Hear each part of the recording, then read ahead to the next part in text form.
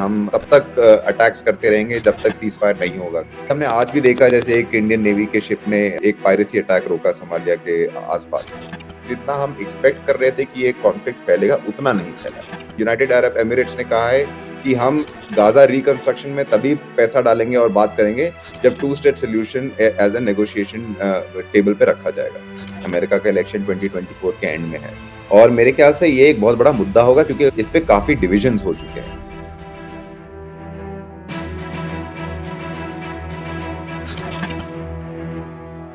नमस्कार, आप देख रहे हैं गोल मेज। मैं हूं नकमा और मेरे साथ आज चर्चा के लिए जुड़ रहे हैं कबीर तनेजा।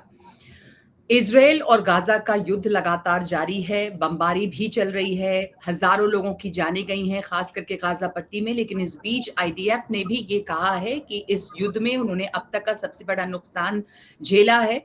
इजरायली सैनिक भी मारे जा रहे हैं।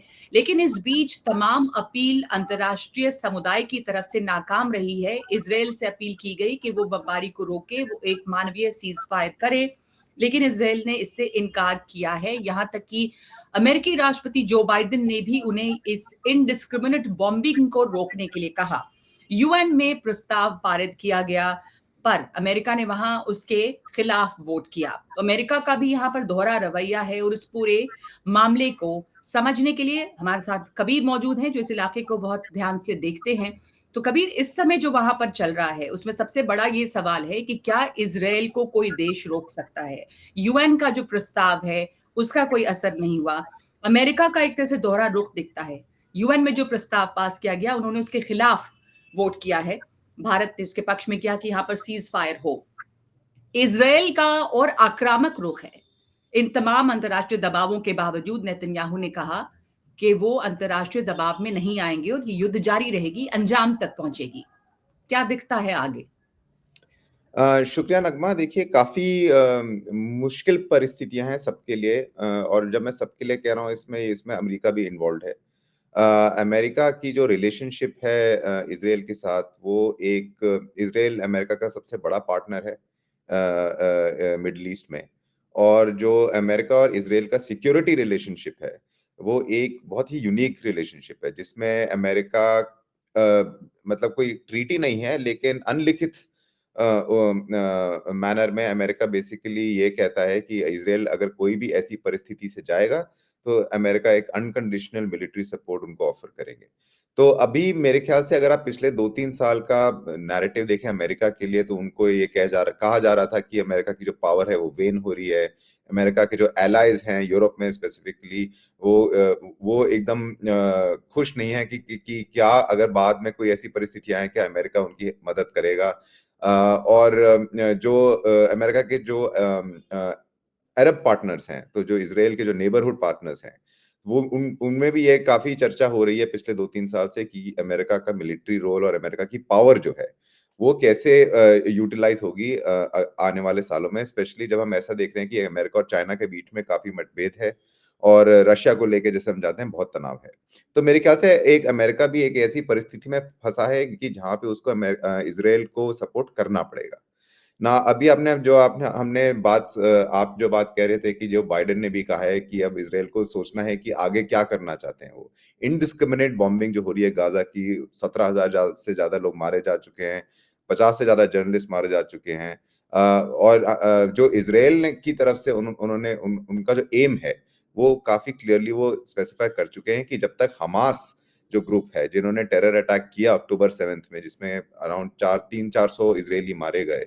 जब तक वो खत्म नहीं होगा, तब तक ये ऑपरेशन जो है गाज़ा में वो जारी रहेगा। अब लेकिन एक ग्रुप है हमास जैसा उसको खत्म बाय डेफिनिशन उसका डेफिनिशन क्या है कि हमास कैसे खत्म हो? चाहे वो काडर के बेस पे खत्म हो या लीडरशिप के बेस पे खत्म हो, वो इज़राइल ने अभी ज़्यादा किसी को कुछ बताया नहीं है कि उनका अल्टीमेट एम क्या है। तो प्रॉब्लम अमेरिका के लिए फिलहाल ये है कि जब तक इज़राइल कुछ ऐसे अपने एम्स डिफाइन नहीं करेगा, तब तक अमेरिका को उन पे प्रेशर भी लगाना पड़ेगा और सपोर्ट भी करना पड़ेगा। तो अभी हम अमेरिका की ये परिस्थिति देख रहे हैं। लेकिन फाइनली मैं एक जल्दी से यूएन के बारे में पॉइंट कहूँगा। हमने यूएन में देखा कि अमेरिका को एक आउटलायर की तरह देखा गया। अमेरिका ने ही एक ऐसा वोट किया कि गाज़ा के सीज़फायर के अगेंस्ट और वो अगर आप देखें जो नैरेटिव है वो ज्यादा अच्छे से ट्रैवल नहीं किया। सो अगर आप ग्लोबल साउथ की कंट्रीज देखें जहाँ पे गाजा के लिए एक डी कॉलोनियल नैरेटिव है कि एक टू स्टेट सोल्यूशन होना चाहिए। जो अमेरिका का वोट था कि हम सीज फायर के लिए वोट नहीं करेंगे, उसके हिसाब से जो अगर आप कंट्रीज देखें जो ग्लोबल साउथ की हैं वो उससे सहमत नहीं थी। और उन्होंने दिखाया कि एक प्रॉब्लमैटिक पोजीशन है यूनाइटेड नेशन सिक्योरिटी काउंसिल की, जिसका रिफॉर्म अब बहुत ही ज्यादा जरूरी है। तो एक काफी सारा मतलब काफी फैला हुआ ये क्राइसिस हो चुका है सबके लिए, अमेरिका के लिए, अरब कंट्रीज के लिए, इसराइल के लिए और ग्लोबल कम्युनिटी के लिए। शुरुआत में ये कहा जाता था और सबको ये एक अंदेशा भी और एक डर भी था कि ये युद्ध इस क्षेत्र से आगे ना फैल जाए, पर वो तो होना ही था और वो हुआ ही है। हम देख रहे हैं कि इसमें तमाम फिर से जैसे हमेशा होता है कि एक तरह से दो खेमे में बटी हुई दिखती है दुनिया, इसराइल और गाजा को लेके, और यहाँ भी वही हो रहा है। और इधर हमने देखा है कि काफी अटैक्स भी होते रहे हैं, जो हुती बागी हैं, जो रिबेल्स हैं, वो भी रेड सी में शिप्स पे, बहुत एक महत्वपूर्ण और बिजी रूट है वो। तो इसका असर यहाँ से आगे फैल रहा है, ये साफ दिख रहा है, और आसपास के देश तो इसमें शामिल हो ही चुके हैं, चाहे वो लेबनान हो, चाहे वो सीरिया हो, चाहे वो ईरान हो। इन सब का भी अब क्या रुख रहेगा, क्योंकि इसराइल की तरफ से कहीं भी किसी तरह के रोक की कोई गुंजाइश दिखती नहीं है कि वो थमने के पक्ष में है। देखिए, ये अच्छा प्रश्न है एक। हाँ, हूथीज़ ने अक्टूबर के एंड में डिक्लेयर किया था पब्लिकली कि हम तब तक अटैक्स करते रहेंगे जब तक सीज़ फायर नहीं होगा गाज़ा में। तो जो हम रेड सी में अटैक्स देख रहे हैं, ऑलमोस्ट अब डेली बेसिस पे कमर्शियल शिप्स के ऊपर अटैक हो जा रहे हैं, मिसाइल्स को यूज़ करके, ड्रोन्स को यूज़ करके। और अभी तक जो अमेरिकन मिलिट्री है, वो काफ़ी वहाँ पे ऑपरेशंस जारी रख चुकी है। लेकिन अमेरिका ने भी अब कहा है कि इंटरनेशनल कम्युनिटी को डिप्लॉयमेंट्स करने पड़ेंगे यहाँ पे, और पार्टनर्स को डिप्लॉयमेंट्स करने पड़े आगे यहाँ पे, अगर जो वाटरवेज हैं, जो ट्रेड वाटरवेज हैं, जो सुएज कैनाल को कनेक्ट करते हैं वेस्ट से और मेडिटेरेनियन, उस साइड वेस्ट से और इस साइड ईस्ट से, अगर उनको एकदम सहमत रखना है और चालू रखना है तो यहाँ पे मिलिट्री प्रोपोजिशन रखना पड़ेगा पूरे दुनिया को और पार्टनर्स को। अभी हमने आज भी देखा जैसे एक इंडियन नेवी के शिप ने एक पायरेसी अटैक रोका सोमालिया के आसपास। तो वहां पे अभी इस हिसाब से हूतीस को लेके काफी टेंशन है, और ऐसा माना जाता है कि हूतीस की बैकिंग भी है ईरान की।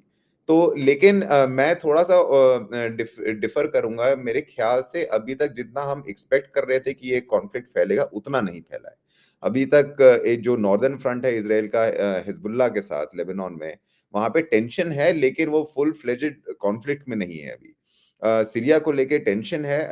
इजरायली वॉरप्लेन सीरिया को अटैक कर रहे हैं पिछले काफी महीनों से, मतलब अक्टूबर 7 से पहले, लेकिन वो फुल स्केल पे नहीं पहुंचा है। तो मेरे ख्याल से एक एक एक ये ईरान में भी, और जो उनके जो ग्रुप्स हैं हिजबुल्लाह जैसे, उनमें भी एक ये सोच है कि इसको इसको ज्यादा फैलने से रोका जाए, कि एक फुल फ्लेजेड रीजनल वॉर किसी को भी नहीं चाहिए।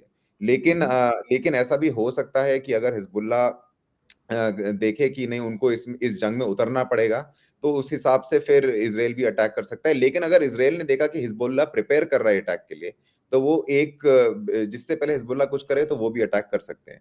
तो ये सारे सिनारियोज हमारे पास हैं अभी। आगे हुँ, क्या हुँ। होगा रीजनली अभी कहना मुश्किल है, लेकिन जैसे हम रेड सी में देख रहे हैं, वहां पे ऑलरेडी एक इम्पैक्ट हो चुका है, ग्लोबल ट्रेड पे इम्पैक्ट हो चुका है। जो शिप्स जो पहले सुएज कैनाल से जाते थे, अब वो अफ्रीका के नीचे से जा रहे हैं। मतलब कम से कम 14 से 16 दिन एक्स्ट्रा लगेंगे उनको अपनी डेस्टिनेशन पहुंचने में। कॉस्ट बढ़ेगी, इंश्योरेंस कॉस्ट बढ़ेगी, और इन्फ्लेशन कंट्रीज के ऊपर जाएंगे हल्के से। तो एक एक एक ग्लोबल इम्पैक्ट हम ऑलरेडी थोड़ा बहुत देख रहे हैं, जी। Done by a non state actor.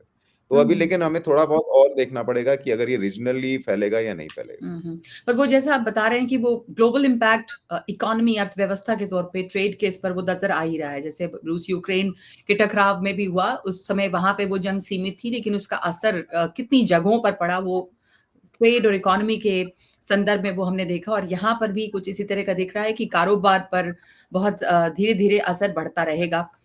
जेक सालिवान जो यूएस डिफेंस सेक्रेटरी हैं, वो इज़राइल पहुँचे हुए हैं। इसके पहले वो सऊदी अरब भी गए थे और मोहम्मद बिन सलमान से भी मुलाकात उनकी हुई थी। सऊदी अरब महत्वपूर्ण है इस पूरे रीजन के लिए, बल्कि दुनिया के लिए भी जो उसकी जगह बनी हुई है। अरब देशों का रुख अब इस पर क्या होगा? क्योंकि अभी तक उन्होंने ज़बानी तौर पे सहानुभूति दिखाई है, लेकिन किसी ने वहाँ पे कुछ किया नहीं है पैलेस्टाइन के समर्थन में और सब देख रहे हैं कि वहाँ होना क्या है। इज़राइल की तरफ से अगर ये लगातार चलेगा और इनडिस्क्रिमिनेटली चलता रहेगा, तो अरब देशों की क्या दुविधा है यहाँ पर? देखिए, एक तो सबसे पहले हमें ये याद रखना पड़ेगा कि एक वन अरब वॉइस ऐसा कोई चीज़ होती नहीं हुँ, है। तो सब जो देश पैलेस्टाइन के इश्यू को देख रहे हैं, सब कहते हैं हाँ, एक पीसफुल रेज़ोल्यूशन होना चाहिए और सब मोस्टली सब ये कहते हैं कि टू स्टेट सॉल्यूशन जो है, वो सबसे ज़्यादा viable at least on paper solution है। तो उसी के हिसाब से हमें नेगोशिएशंस करनी चाहिए। लेकिन सब अरब देश के अपने-अपने इंटरेस्ट हैं। हमने जैसे देखा जॉर्डन, हमने देखा इजिप्ट ने मना कर दिया था कि हम कोई रेफ्यूजीज़ नहीं लेंगे पैलेस्टाइन से। है ना? क्योंकि वहाँ पे ऑलरेडी काफ़ी सारे पैलेस्टीनियन पॉपुलेशंस हैं। हाँ, अगर ज़्यादा रेफ्यूजीज़ आए तो उनका चेंजेस हो सकते हैं, डेमोग्राफिक चेंजेस हो सकते हैं, सोसाइटल चेंजेस हो सकते हैं, जो प्राइवेट में मतलब बाद में इश्यू बन सकता है। आप सऊदी अरेबिया को देखें, सऊदी अरेबिया जो मोहम्मद बिन सलमान करना चाह रहे हैं, उसके लिए बहुत इम्पोर्टेंट है पॉलिटिकल स्टेबिलिटी। जिस तरह से वो मूवमेंट कर रहे हैं, ऑयल छोड़ के ज़्यादा सर्विस एंड मैन्युफैक्चरिंग इकोनॉमी की तरफ। तो एक मेरे हिसाब से एक तत पे काफ़ी अरब स्टेट्स ये भी चाहती हैं कि हाँ, हमास एक्चुअली नहीं होना हुँ, चाहिए। हमास के अलावा जो पैलेस्टीन लिबरेशन ऑर्गनाइज़ेशन या अदर पॉलिटिकल एंटिटीज़ जो हैं, उनको थोड़ा आगे किया जाए जिससे नेगोशिएशन हो सके, मिलिट्री फर्स्ट ऑप्शन ना हो। हमास का फर्स्ट ऑप्शन मिलिट्री ऑप्शन होता है, नेगोशिएशन नहीं होता है। लेकिन हम वहाँ तक कहाँ क कैसे पहुँचे जिससे हमास एक वीकेंड एंटिटी हो, अगर चाहे मिटे ना, लेकिन वीकेंड एंटिटी हो। इसको लेके मेरे ख्याल से कोई मोनोलिथ अरब व्यू नहीं है। सबके अलग-अलग इंटरेस्ट हैं जो और सबके अलग-अलग व्यूज़ हैं। यूनाइटेड अरब एमिरेट्स ने कहा है कि हम गाज़ा रिकंस्ट्रक्शन में तभी पैसा डालेंगे और बात करेंगे जब two state solution as a negotiation table पे रखा जाएगा। तो सबके अलग-अलग व्यूज़ हैं और वो भी एक मेरे ख्याल से प्रॉब्लम है जिससे एक एक सिंगुलर प्रेशर नहीं आ पाता है। हुँ। लेकिन सब ये ज़रूर चाहते हैं अरब वर्ल्ड में कि एक सीज़फायर का इम्प्लीमेंटेशन जल्द से जल्द हुँ, हो। और वहाँ पे जब जेक सलिवान भी गए और बातचीत हुई जैसे मोहम्मद बिन सलमान से, सही आपने कहा कि कोई एक आवाज़ नहीं है, सबके अपने-अपने इंटरेस्ट हैं, बिज़नेस इंटरेस्ट भी हैं और ऐसा भी नहीं हमने देखा कि रेफ्यूजीज़ को लेकर, शरणार्थियों को लेकर भी कोई पॉलिसी रही हो, बल्कि अरब देश तो बिल्कुल ही नहीं तैयार हैं शरणार्थियों को रखने के लिए और वो भी एक बड़ी समस्या है कि वो जो शरणार्थी हैं, उसका असर दूसरे देशों पर भी पड़ेगा, यूरोप पे पड़ रहा है। तो अब आप ये देखिए कि यहाँ पर क्या अरब देशों की तरफ से अमेरिका पर ये दबाव हो सकता है कि इस युद्ध को कम से कम सीमित किया जाए। अगर हमास को खत्म करना है तो जो उसको इंडिस्क्रिमिनेट बॉम्बिंग कह रहे हैं और गाज़ा में, अस्पतालों में, स्कूलों में, बंकर्स में, कहीं पे भी जहाँ पे भी इज़राइल को लगता है कि हमास के लड़ाके हो सकते हैं, वो बमबारी करता है वहाँ पे।